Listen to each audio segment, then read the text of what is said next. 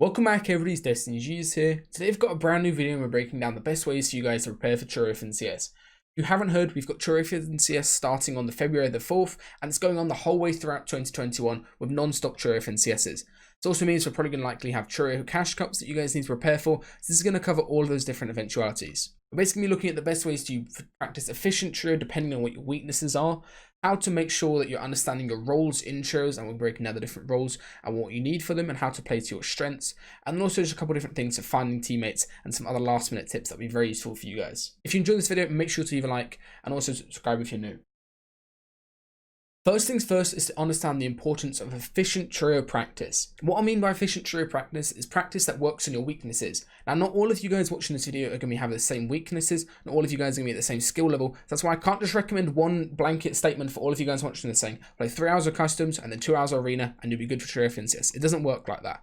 You need to understand what your weaknesses are, gauge your skill level, and depending what you need to actually work on. Let's say a full tier 1 trio of pros such as Benji, Savage, and Nate, who've done really good in Frosty Frenzy already as part of their new trio. They aren't really going to be needing to play arena just to work on their chemistry. They're already really good at W King, they know how to fight together, and they're very clean at doing that. Instead, they'll be much better off practicing the majority of the time playing customs, as well as just creative practice, to work on their mistakes that way. However, for most people who are watching this who aren't that confident at making finals consistently, I would recommend trying to strike a balance. Not just playing exclusively arena, not just playing exclusively customs, trying to mix it up and figure out what works best for you and your personal weaknesses. A good rule for this is, let's say if you're not winning 90% of your off-spawn fights in either arena or customs, you need to go ahead and practice that a lot more. And the best way to practice your off-spawn, mainly because of the fact you can queue non-stop, is through arena. In a custom, if you're trying to practice a specific strategy off-spawn, you only get 2 chances per hour on average to actually go ahead and do that. However, if you were to play arena, you'd easily get 10 plus tries to queue into the game, work on off-spawn, work on your drops, and fix mistakes that way. There are drawbacks and benefits to different things in the game. If you're trying to work on your trio chemistry and W King as a team, arena is the way to go. If you're trying to work on your trio chemistry and W King as a team in laggy lobbies particularly, customs are the way to go. This goes with the first point, but is extremely important on its own, as the fact you need to invest in your practice quality. Just using a Twitch Prime on somebody and getting free access to Benji Fishy customs, Verix customs, Alpha customs, admin scrims, they're all extremely valuable just to work on your end game, work on understanding your off-spawn versus better teams who have a lot more stakes in the game, understanding how to rotate mid-game and manage surge. All of the things are going to be crucial coming into the Churro in CS and need to be working on them. If you aren't already in one of these servers, I'd highly recommend just trying to sub to somebody and getting in them just so you can get consistent quality practice. Normally these games will run for at least 3 hours per day and you get really good quality practice in there. Now, this next tip I have for you guys when it comes to preparing for Churro in CS is to understand your roles. There's 3 different main types of Churro roles that you have in Fortnite. I'm going to break all of them down as we get later into the video, but you need to figure out what role you are right now and how to play to your strengths when it comes to choosing that role. If you're not already a designated either IGL, support, or fragger, I want you, as we're going through these categories, to figure out what category you are, how to play towards that, and how to make sure that you're doing that properly in game, and how to master it. If you can learn from other pro players who do this role in game, watch their streams, watch their VODs, you will get a higher chance of doing much better just because of the fact that you're not trying to do everything at once. Make sure you master one thing, become really solid and good at it, and then you have a lot more success in game and as a whole trio if each one of your trio members watches this video and learns their role properly. Now, the first role is probably the only one that's completely essential in trios, and it's the IGL. Normally you just want one IGL in trios, and this is basically the shot caller, the guy that needs to come up with a game plan and call rotations in mid to end game. IGLs off spawn obviously need to be involved in just making the strategy and calling drops of where people are going, but they're really crucial in that mid to end game period where they need to be calling what is going on and what the other 2 players should be doing, and most of the time they will be leading and tarping. It's not always the case with IGLs tarper, that is mostly what they do. Now, the next role in trios is the Fragger. This is basically the guy who makes plays during mid-game fights. He's going to take the initiative and go for an edit, and is normally the most mechanical or the most cracked player. This player also during the end game will be the guy going for the majority of the kills or refreshes, playing around the back of the top and looking for opportunities to go for fights and get a refresh.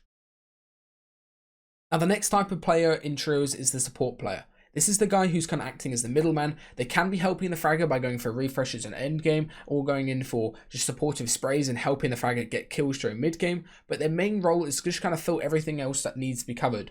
They'll be going around dropping mats for the IGL when they're tarping end game. They can also occasionally take over the tarps at certain periods, or just be the main tarper. There are trio setups that work like that. And the support player basically just fills all of those niches in the trio that need to be filled. So my next tip when it comes to preparing for trio fit in CS, and this goes to just trying to find teammates. You need to prioritize chemistry in someone that you work well with, or just two people that you work well with, and that you can vibe with. I'm not trolling when I say this, but vibes are probably the most important thing when it comes to team modes, just because of the fact that trio is going to be the mode for the entirety of 2021.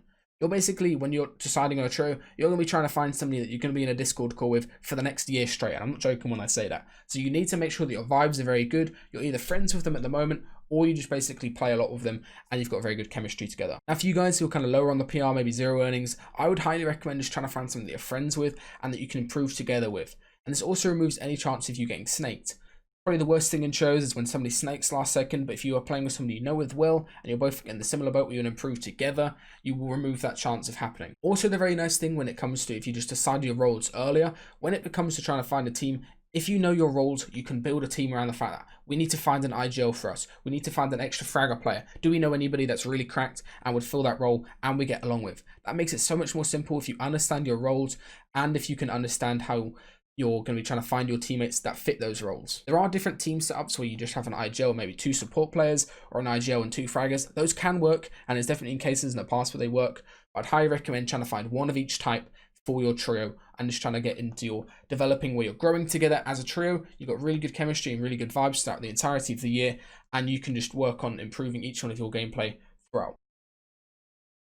Now this last tip is going to be absolutely crucial for your success, no matter what your role is and what you decided on doing. It's basically just the fact that you can go into your compete tab right now and you can look at every single Frosty Frenzy replay from the finals. This is an absolutely crazy amount of information that you can get and that you guys are missing out on. So here I can come into and I can see, and there's so many different things that I can figure out. You guys can go ahead and learn to understand your roles, how to be playing your roles and learn from a pro. You can also, let's say if you're learning an off spawn or a new drop or a mid game path, you can go in here and figure out exactly what these top tier pros are doing. So let's say, for example, I'm going to be learning what Gamma Thomas HD, Guild Flick, and Anas are doing at off spawn. Let me just hop into this replay, try to choose one of the later ones because it's probably where they're going to be contested. And there's so many different things that you can learn through here. So let's say whatever your drop spot is that you're trying to learn, you can come into the start of the replay, just skip to around the 2 minute, 3 minute mark, and you can see exactly what spot you're learning, understand the 2 different teams contesting it. You can see where they pulled their glider as well, which is very valuable, and also understand how they fought this area. So here I can see exactly what kind of off-spawn strategy and what looting path that these guys are taking to win their Dirty Docks fight versus this other pro team of Spanish players. So many different things that you can learn from here. This is very valuable, and you can also use this to just come into the battle map feature here. These only work on these server replays, but all of these are server replays, so it works perfectly. And you can see exactly what the mid-game path is. What are their rotation timings like leaving? Do they go ahead and try to grab any of the AIs and what kind of quests they do? There's so many different things that you can learn. See exactly what their mid-game was. And also, you guys are watching this now, you've learned your roles. If you're learning an IGL, whether you're learning a Fragger, whether you're trying to learn how to be a support player, come in these replays, give yourself some time to come in here and learn from a top tier player who fits one of those role categories. You can skip in towards endgame, and let's say you're a Fragger learning to be one, you can go ahead and see which is the Fragger from this trio and what kind of plays are they going for. Let's say you're learning to be the IGL for your trio, you can come in here and figure out exactly what kind of tarps these guys are going for. When is Thomas deciding when he's going to go for a drop down as a low ground? When is the height take coming? There's so many different things that you can learn to just checking out these replays and having a look. I'd highly recommend doing this no matter what your region is, no matter what your role is, trying to find a player that fits this description for you and learn from them. Replay is the most invaluable tool for improving your Fortnite, and so many players just completely neglect this when it comes to improving. And my last 2 tips are going to be revolved around VOD Reviews, and these are going to be completely crucial for your success this year. First is the fact that you can learn literally anything through the replay system at the moment. Right now, if you go to your compete tab, all of the Frosty Frenzy replays from all of the 4 grand final sessions, as well as all the open sessions, are available to go ahead and just be looked at. You can come in here and just figure out exactly what pro team are landing at your spot, what rotations are they doing, what are they doing mid game, and this is so very available to go ahead and do. So let me come in here into the Frosty Frenzy for the session 4. I'm going to go ahead and just load in some random replay. I'll look at one of the last ones just because it's probably a high elo, and we'll see what this team is doing, see what makes them successful. So here we are in the replays. Let's say I want to learn my Misty off spawn drop. I can come in here and just skip to where the off spawn is, and I'm going to go ahead and find the trio that's landing at Misty. Rojo, Monster Muncher, and Playwell Pinky, and then we've got another team on the other side, and then we've got Verox, Michael, and Mexi, one of the probably the best trios in the game. So what I can go ahead and do is understand if I'm contesting this big side, I can come in here and watch. Then I can also watch the winning team. I can see exactly what their strategies were off spawn, where they pulled their gliders. There's so many different things that you can learn through these Frosty Frenzy replays, and every single one from the grand final is available for you guys to look at. What you can also go ahead and do is come down to here and click on the battle map section. This only works in these server replays like the Frosty Frenzy ones. Here I can see exactly what this trio is doing when they're landing at this bottom island. I can see their loot routes, I can see exactly the timings, I can see what their mid-game rotation plan was depending on the storm. There's so many different things that you can learn through this, and I'd really recommend you guys, especially if you're in IGL and you're trying to learn a drop spot for your trio, to come in here and figure these out. Now, this is the very last point in the video, but I still think it's one of the most important things when it comes to all team modes, and it's to improve your mindset. Now, your mindset when it comes to trios is to not be a little whiny bitch whenever your teammates make a mistake and complain or blame them. You need to be very constructive, think about how you can improve it in the future, and you need to allow your teammates to make mistakes. Everybody makes mistakes, and the key thing is to make sure that you don't do them again and that you can learn from them constructively. I see this the whole time, especially in pros or something. Whenever they're streaming scrims, one player just makes one small mistake and the rest of them will just get very hounded, arguing. That's where problems start to happen in trios, and that's where your practice isn't effective. Try to improve your mindset where you're realizing these are scrims, these are customs, we're trying to work on our mistakes here and have fun and improve. We're not really just trying to sweat these out or do anything crazy. If you go into the mindset of just trying to improve and have fun while doing so, you will have a lot more success in Fortnite, in my opinion.